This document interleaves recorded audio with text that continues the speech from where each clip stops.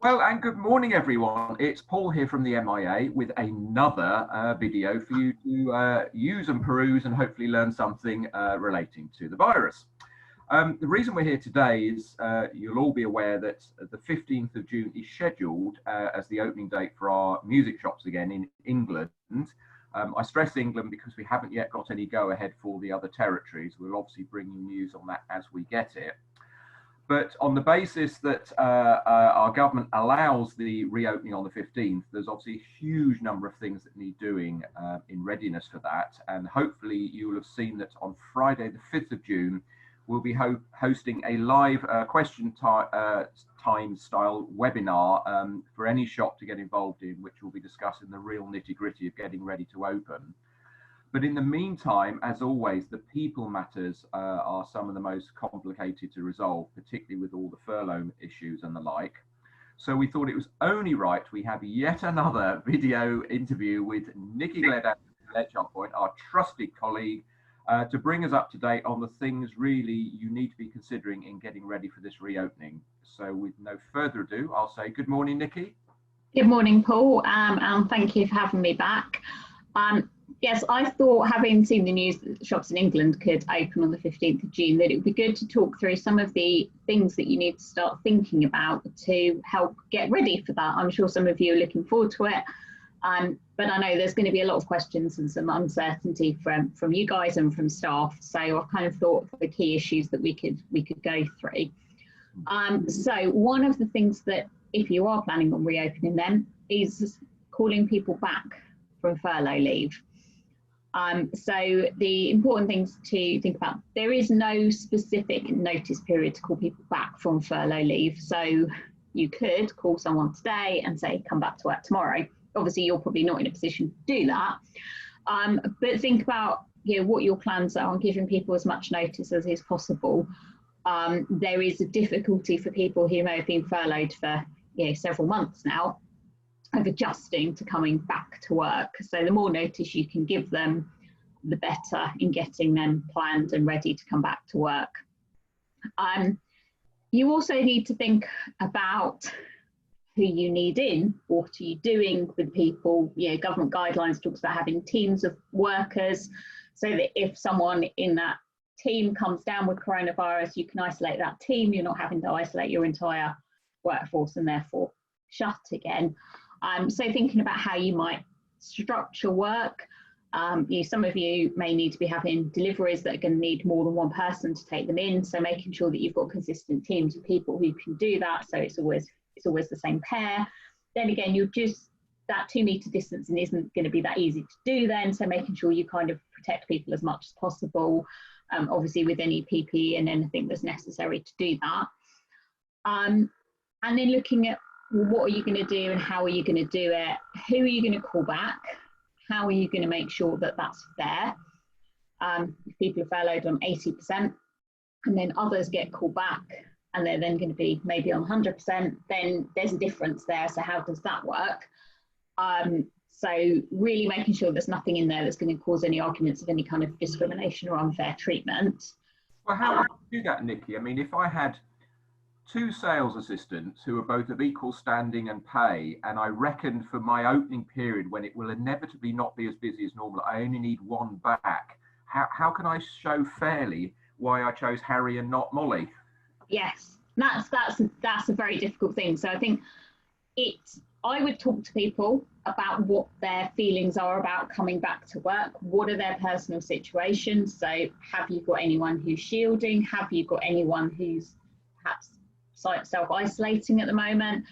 Have you got anyone who's got childcare issues? How are people getting to work? Are they going to need to use public transport? Are they happy to come back to work? Are they scared about coming back to work?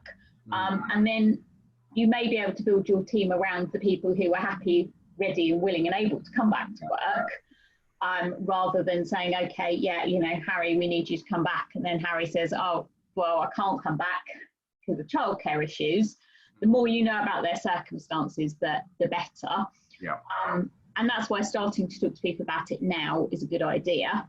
And also, starting to address their concerns. So talking to them about your risk assessment that you've done, what safety and security measures you're putting in place, plastic screens that we're going to have to get used to and those sorts of things, so that you can plan as best you can, but also thinking about, as you say, if, in all likelihood, probably not going to be as busy, maybe not need as many people in, maybe you can't afford as many people in, might be the reality, with levels of business. So really looking at what would people be willing to do, what do you need them to do. I think this is when the flexible furlough that they're talking about bringing in August would be really useful, but unless they change things, it's not coming in until August, because that's when you would have been able to have people doing part furlough and part-time working, which would work really well in this situation. So at the moment, that doesn't come into play.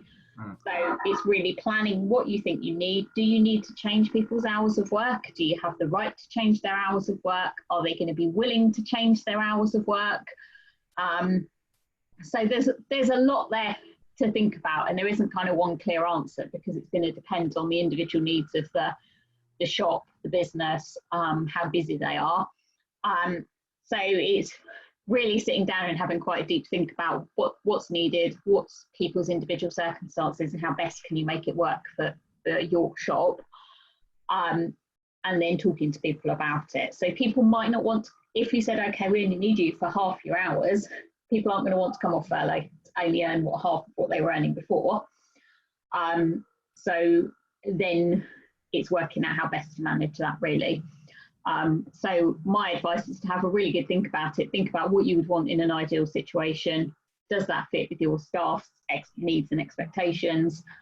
And if you need to change things, you need to talk about changing hours and that side of things, then don't forget I'm here, that I can help them have those conversations with the managers and business owners as to how to go about that best. Obviously, they can still have people on furlough. So I think that's important. The shop's opening doesn't mean that they can't use the furlough scheme. They've said the furlough scheme is going to remain open until October, and they've not put any restrictions on what businesses can use that.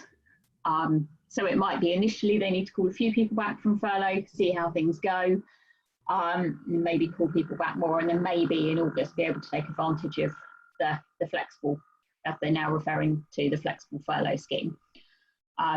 So it's kind of, I think, starting to plan and starting to think about it, because it's quite a lot to consider.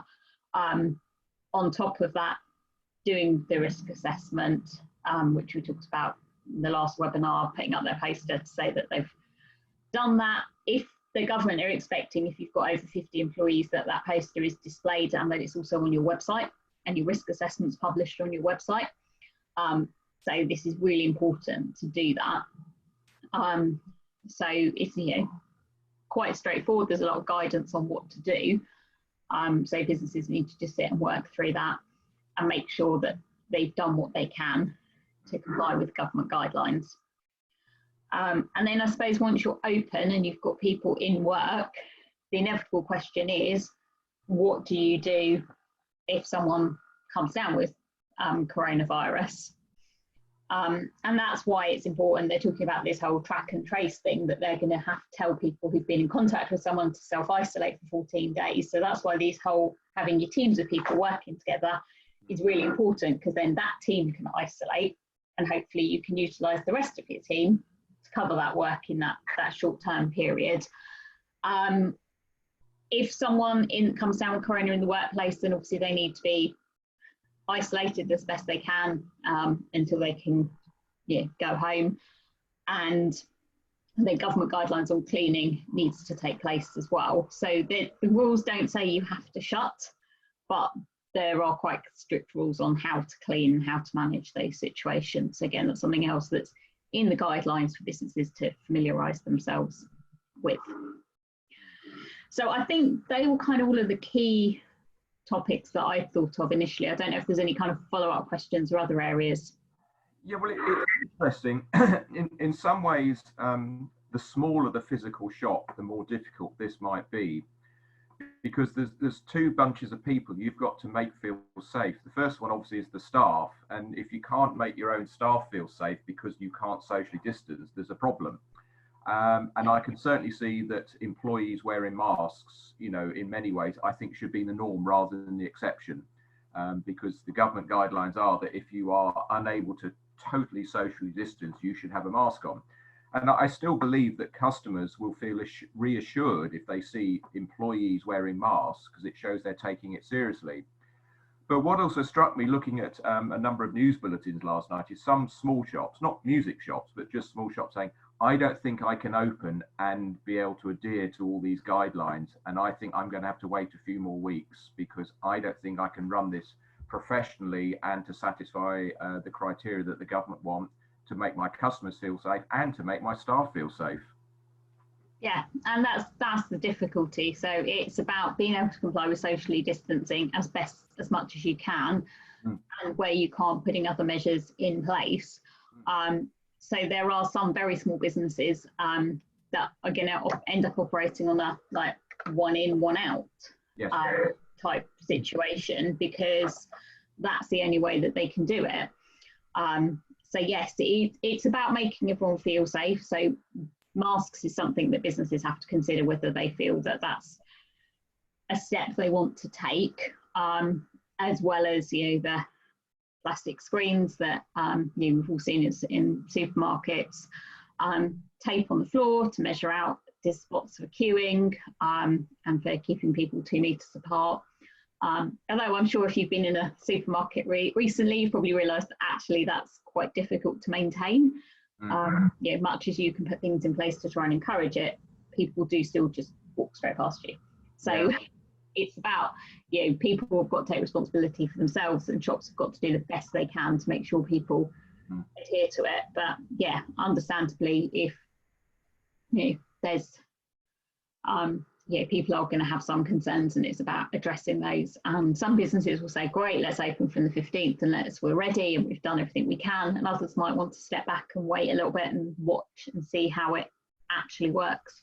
And you obviously open it up when you know that there's going to be some business for you to have, because there's no point opening up, bringing your staff back and then realising that actually you haven't got any customers coming in. No, absolutely. So that's costing you more money. Yeah, I was also struck, sorry, someone just interrupted me, I think it was a delivery person. I was also struck with everything you said about talking to people, because it is inevitable in some businesses, the word redundancy will have to come up at some point. Obviously, hopefully not, but it is there. But I think the more people have been talked to, and you as an employer have understood what your staff do and don't want to do with the business going forward, that may make some of those decisions easier to understand what does or does not need to be done. Because, you know, nobody wants to get into a redundancy situation, but it is clear some businesses, you know, for a protracted period of time may never be operating at the levels they were used to. And of course, with the overheads any particular shop has to stomach, you know, it's got to balance the books somehow. So I guess that the more you know about how staff are feeling and thinking, and whether they're able to change the hours to what you now require them to do for the needs of the business, the better.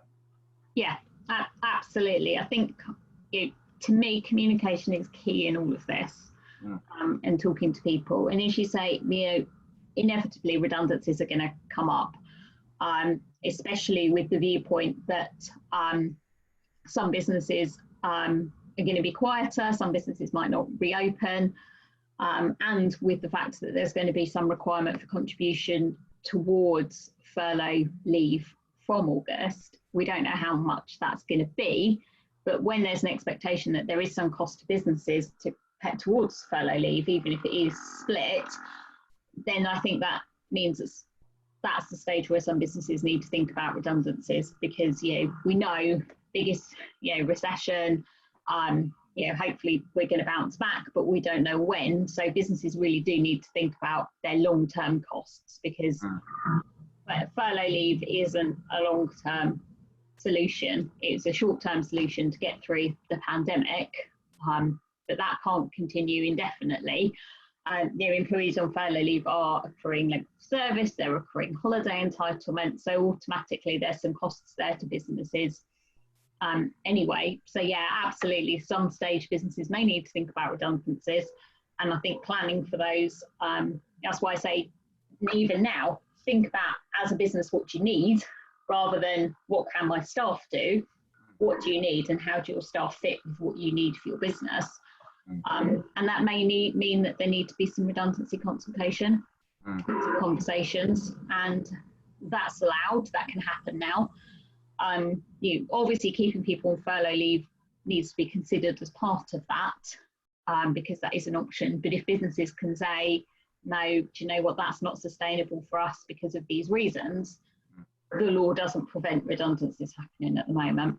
And that's where it's a bit of forward thinking rather than getting to August and finding out more costs, or getting to the end of the furlough leave scheme and being like, okay, right, now we need to do it.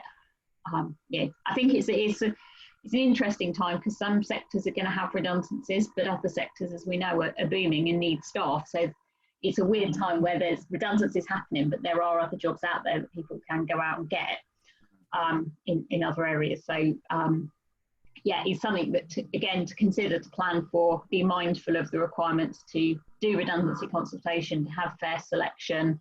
And obviously, if people are looking at that, then I can help them with their selection criteria, their process, and everything they need to do to make sure that they handle that fairly.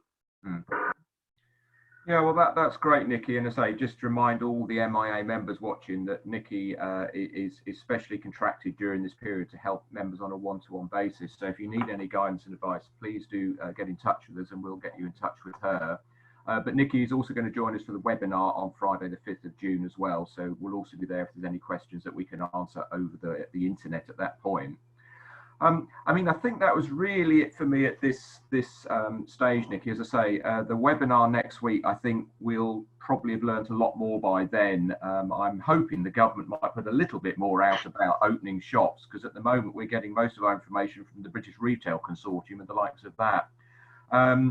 Although I suspect we probably know all we need to know about what you need to do in the shop. But as I say, I just thought it was worth us having one last chat maybe before the webinar on staff and really getting planning now, because it's less than 3 weeks away, and that's not a lot of time in employment law matters for me, sort of thing. So no, that's been brilliant. Thank you very much as always, Nikki.